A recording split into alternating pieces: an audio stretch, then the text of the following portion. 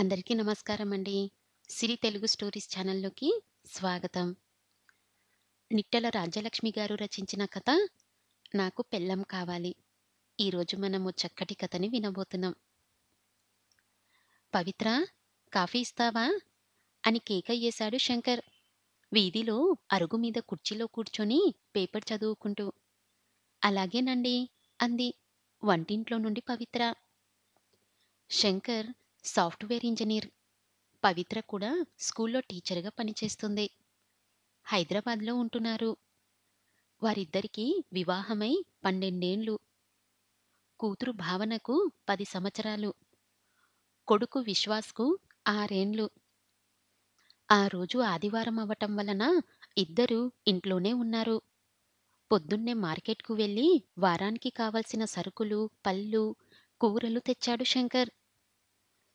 ఉదయం నుండి వారం రోజులుగా ఉన్న బట్టలన్నీ వాషింగ్ మెషీన్‌లో వెయ్యటం, మళ్ళీ వాటిని ఆరేసుకోవటం, పిల్లలకు తలస్నానాలు చేయించటం, ఇల్లు సర్దుకోవటం, టిఫిన్ చెయ్యడం, అయిన తర్వాత మధ్యాహ్నం వంటకు ఉపక్రమించింది పవిత్ర. శంకర్ కాఫీ అడగడంతో కాఫీ పెట్టి భావనని పిలిచి, నాన్నకు కాఫీ ఇచ్చిరా అంది. భావన ఒక్కసారి అమ్మ మొహంలోకి చూసి ఏదో ఆలోచిస్తూ కాఫీ తీసుకెళ్ళి వీధిలో ఉన్న తండ్రికి ఇచ్చింది.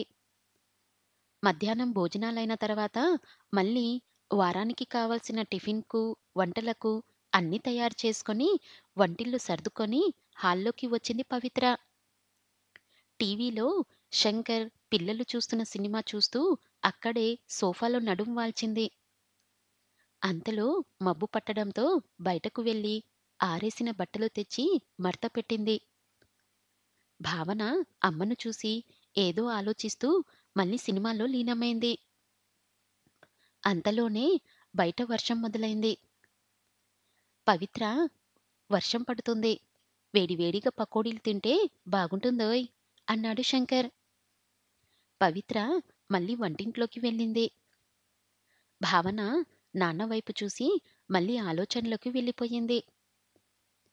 పవిత్ర ఉల్లిపాయలు తరుగుతూ భావనను పిలిచి ఫ్రిడ్జ్‌లో నుండి పచ్చిమిరపకాయలు తెచ్చిపెట్టమంది.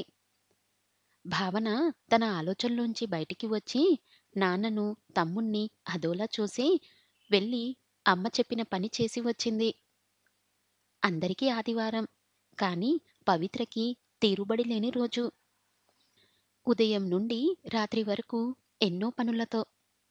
స్కూలుకు వెళ్తేనే బాగున్నదేమో అనిపిస్తుంది. అమ్మను రోజంతా గమనిస్తున్న భావన మెదడులో ఎన్నో ఆలోచనలు.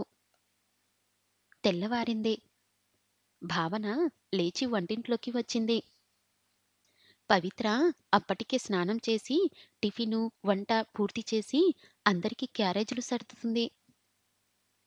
నాన్న పేపర్ చదువుతూ టీవీ ముందు సోఫాలో కూర్చున్నారు. భావనను చూసిన పవిత్ర, త్వరగా రెడీ అయ్యిరామ్మా, టిఫిన్ చేద్దువు గాని, తమ్ముణ్ణి కూడా రెడీ అవ్వమని చెప్పు అంది. అలాగే అమ్మా అంటూ స్నానానికి వెళ్ళింది ఏదో ఆలోచిస్తూ. భావన స్కూల్ నుండి తిరిగి వస్తూ దారిలో స్నేహితురాలు గౌరి ఇంటికి వెళ్ళింది. ఆ రోజు గౌరి స్కూల్‌కి రాలేదు. భావన, గౌరి ఇద్దరూ 4 ఏండ్ల నుండి ఒకే స్కూల్‌లో కలిసి చదువుతున్నారు. గౌరిది చాలా పేద కుటుంబం. వాళ్ళ నాన్న కూలి పని చేసి వచ్చిన డబ్బులతో తాగి వస్తుంటాడు. గౌరి వాళ్ళ అమ్మ అవన్నీ భరిస్తూ తన జీతం, పని చేసే ఇళ్లల్లో వాళ్ళిచ్చిన మిగిలిన ఆహార పదార్థాలతో కుటుంబాన్ని నడుపుతుంది. వంట చేస్తున్న గౌరి భావనను చూసి, రా భావన, కూర్చో అంటూ అక్కడే ఉన్న స్టూల్‌ని దగ్గరకు జరిపింది. ఈరోజు స్కూల్‌కు రాలేదేం గౌరీ? అడిగింది భావన. మా అమ్మకు ఒంట్లో బాగుండలేదు భావన. రాత్రి నుండి జ్వరం. అందుకే ఇంట్లో ఉండి వంట చేస్తున్నాను చెప్పింది గౌరి. మీ అమ్మను డాక్టర్‌కు చూపించారా? అడిగింది భావన. మా నాన్న అమ్మని డబ్బులు అడిగాడు. తన దగ్గర లేవని చెప్పింది.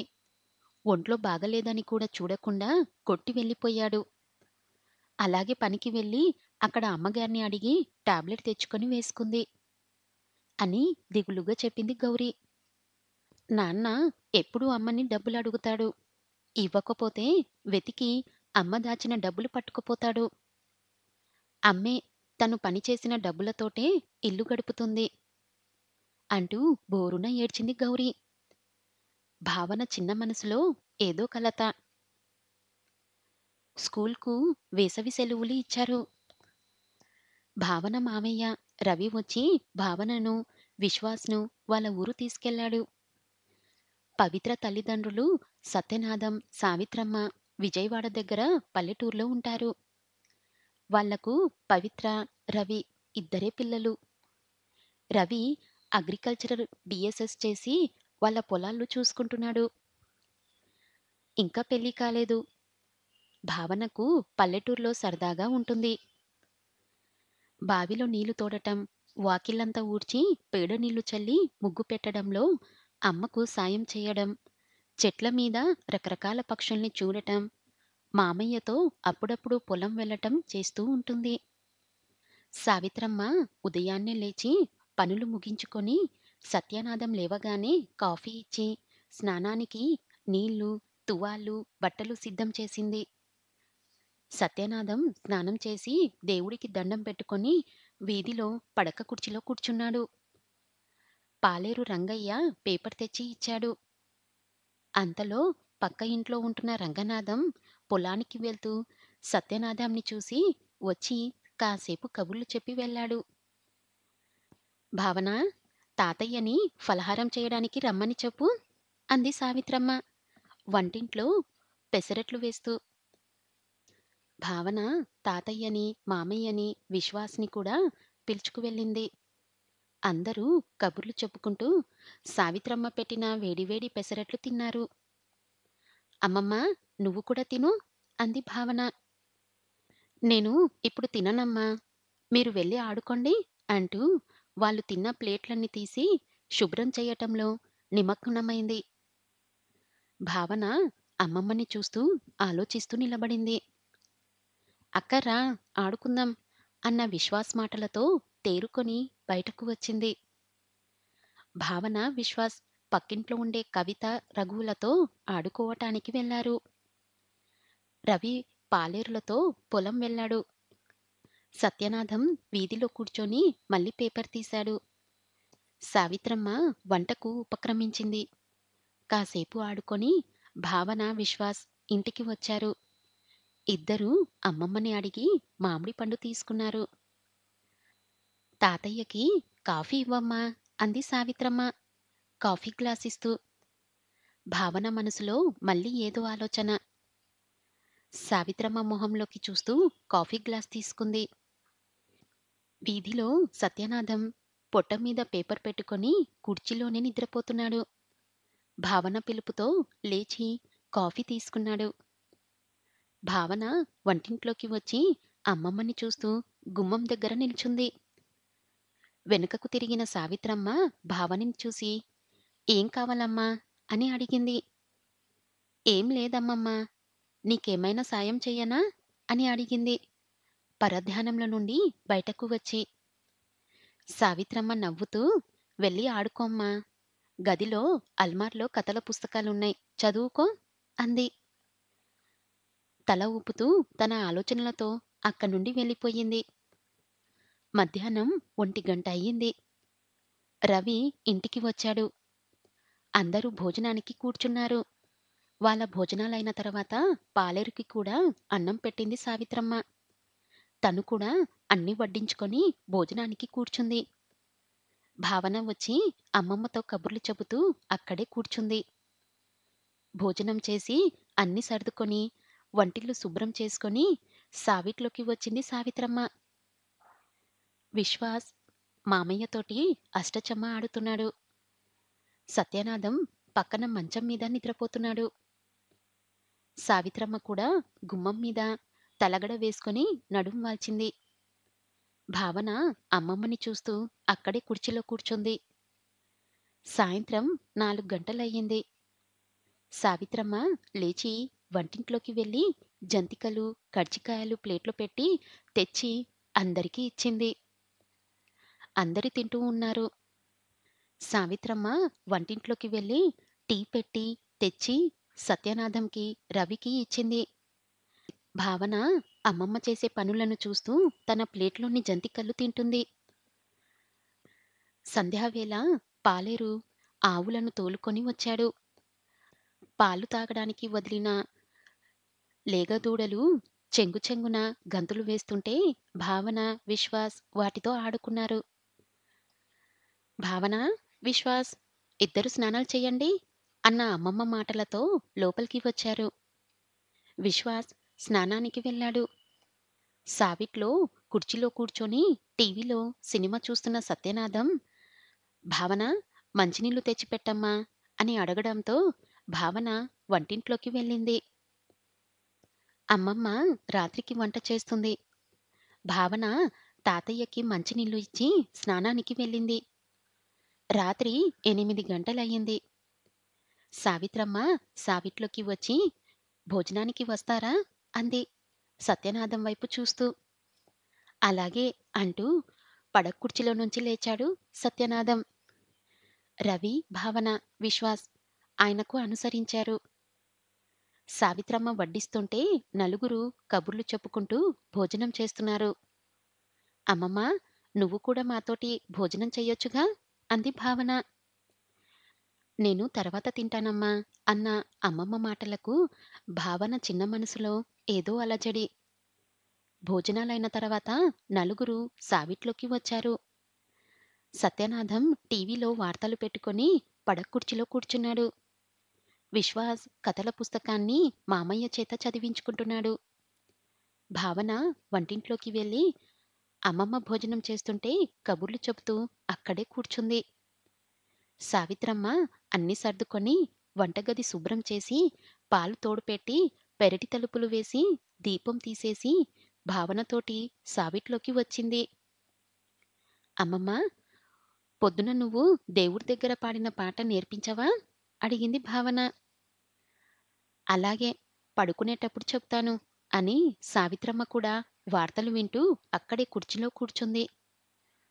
రాత్రి 9:30 అయ్యింది. మామయ్య కథ చెప్తుంటే వింటూ అక్కడే నిద్రపోయాడు విశ్వాస్. విశ్వాస్ని ఎత్తుకొని గదిలో మంచం మీద పడుకోబెట్టాడు రవి. భావన అమ్మమ్మ పక్కల్లో పడుకొని పాట నేర్చుకుంటూ నిద్రలోకి జారుకుంది. వేసవి సెలవులు పూర్తి కావటంతో భావన, విశ్వాస్ మామయ్యతో హైదరాబాదుకు బయలుదేరారు. భావన అమ్మమ్మని కౌగిలించుకొని మనసు నిండా ఆలోచనలతో మామయ్యతో బయలుదేరింది. దసరా పండగకు శంకర్ తల్లి సుశీల, తండ్రి మాధవరావు హైదరాబాదు వచ్చారు. శంకర్ తల్లిదండ్రులు ఏలూరు దగ్గర పల్లెటూరులో ఉంటారు. వారికి అక్కడ ఇల్లు, పొలాలు ఉన్నాయి. శంకర్ తండ్రి మాధవరావు స్కూల్ మాస్టర్గా రిటైర్ అయిన తర్వాత అక్కడే వ్యవసాయం చేసుకుంటూ పిల్లలకు ట్యూషన్ చెబుతూ కాలక్షేపం చేస్తున్నాడు. శంకర్ అప్పుడప్పుడు వెళ్ళి చూసి వస్తుంటాడు. అతనొక్కడే సంతానం వాళ్లకు. భావన వాళ్లకు ఎదురు వెళ్ళి నానమ్మను కౌగిలించుకొని చేతిలోని చిన్న సంచి తీసుకొని లోపల పెట్టింది. పవిత్ర వచ్చి అత్తమామలను పలకరించి వంటింట్లోకి వెళ్ళి కాఫీ తెచ్చి శంకర్కు, అత్తగారికి, మామగారికి ఇచ్చింది. శంకర్ అమ్మనాన్నలతో కబుర్లు చెబుతూ ఉంటే పవిత్ర లోపలికి వెళ్ళి వంట పనిలో నిమగ్నమైంది. విజయదశమి రోజున భావన పుట్టినరోజు. పవిత్ర ఉదయాన్నే భావనకు తలంటి స్నానం చేయించి కొత్త బట్టలు వేసింది. అమ్మనాన్నలకు కాళ్లకు దండం పెట్టి ఆశీస్సులు తీసుకుంది. నాయనమ్మ, తాతయ్యలకు కూడా దండం పెట్టింది. నాయనమ్మ సుశీల, బాగా చదువుకోవాలి తల్లి, నీకు మంచి మొగుడు రావాలి అని దీవించింది. వెంటనే భావన, నానమ్మ, నాకు మంచి పెళ్ళాం కావాలి, మొగుడు వద్దు అంది. అదేంటమ్మ భావన, ఆడవాళ్ళు ఆడవాళ్ళని పెళ్లి చేసుకోకూడదు అంది సుశీల. నానమ్మ, నాకు పెళ్ళామే కావాలి. పెళ్ళమైతే చక్కగా అన్ని చేసి పెడుతుంది. నేను హాయిగా కుర్చీలో కూర్చొని పేపర్ చదువుకోవచ్చు, టీవీ చూడొచ్చు, నాకిష్టమైన పని చేసుకోవచ్చు. అమ్మను చూడు, ఇంట్లో మాకు అన్నీ చేసి పెడుతుంది, స్కూల్కి వెళ్తుంది, మళ్ళీ ఇంటికి వచ్చి మా కోసం అన్నీ చేస్తుంది. నేను, నాన్న, తమ్ముడు మాకిష్టమైన పనులు చేసుకుంటాం. నా స్నేహితురాలు గౌరి వాళ్ళమ్మ కూడా అంతే. వాళ్ళ నాన్న తాగి తిరుగుతున్నా పని చేసి గౌరిని, వాళ్ళ తమ్ముణ్ణి చదివిస్తుంది. వేసవి సెలవులకు అమ్మమ్మ వాళ్ళ ఊరు వెళ్ళినా అక్కడ కూడా అమ్మమ్మే అందరికీ కావలసినవన్నీ చేస్తుంది. మాతో గడపటానికి కూడా టైముండదు. నువ్వు కూడా అంతే కదా నానమ్మ! నాకు మొగుడు వస్తే నేను కూడా ఇవన్నీ చెయ్యాలి కదా!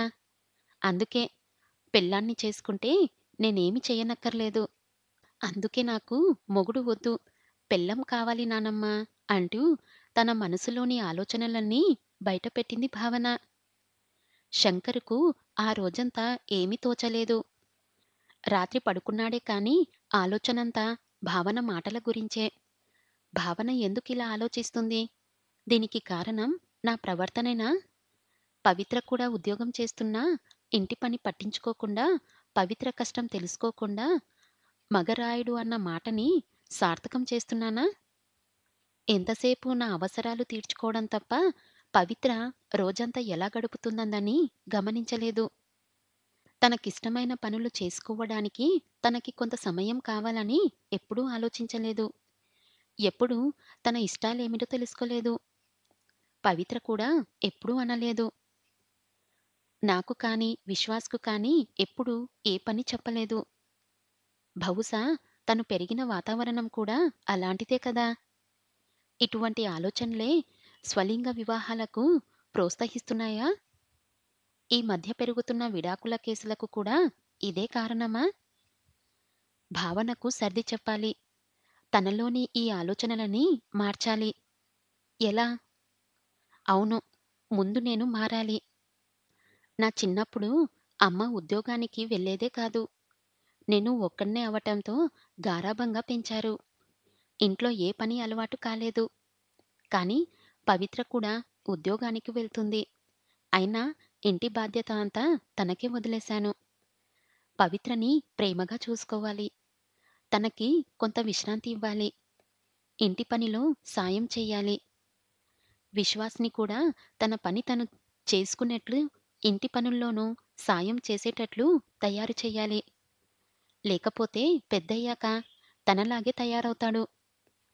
భావనను, విశ్వాస్‌ను సమానంగా చూడాలి. అందరం కలిసిమెలిసి ఇంట్లో పనులన్నీ చేసుకోవాలి. భావన ఆలోచన సరికాదు అని తెలియచెప్పాలి. మారుతున్న కాలమాన పరిస్థితులకు అనుగుణంగా అందరూ మారాలి. ఈ ఆలోచనలతో శంకర్ మనసు తేలికపడి తెల్లవారుతుండగా నిద్రలోకి జారుకున్నాడు.